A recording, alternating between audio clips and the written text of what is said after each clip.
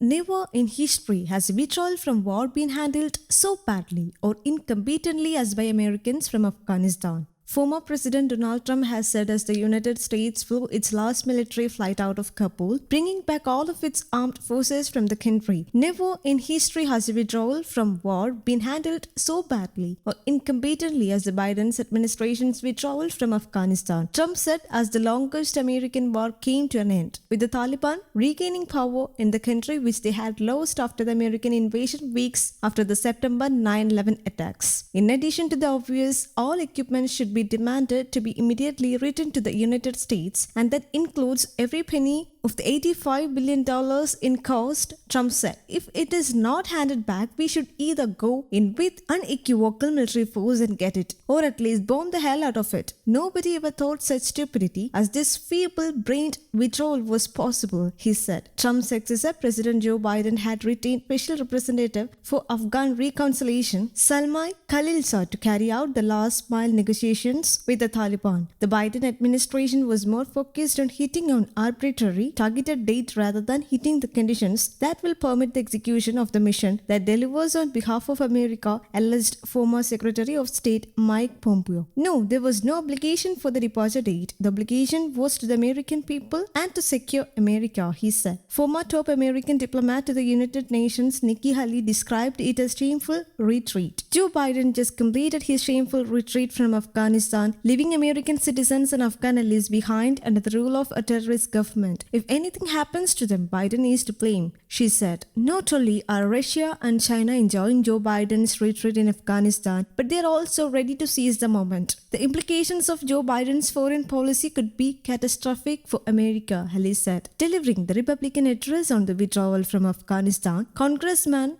Mark Green said this is disgrace that has now resulted in the tragic loss of American lives. Our prayers are with the families and loved ones of these heroes. Our so-called commander-in-chief is abandoning Americans, our Afghan allies and members of NATO who only came to Afghanistan to help us. We are in a crisis of leadership. President Biden has failed, he said. Republican Congressman Lee Zeldin, member of the House Foreign Affairs Committee and United States Army veteran, said the U.S. completed its withdrawal from Afghanistan with many Americans still stuck behind enemy lines desperate to get out. And $85 billion in U.S. weapons and equipment was now in Taliban hands. This is a historic disgrace of epic proportions ordered by President Biden, he said. News Desk Kamudi, English.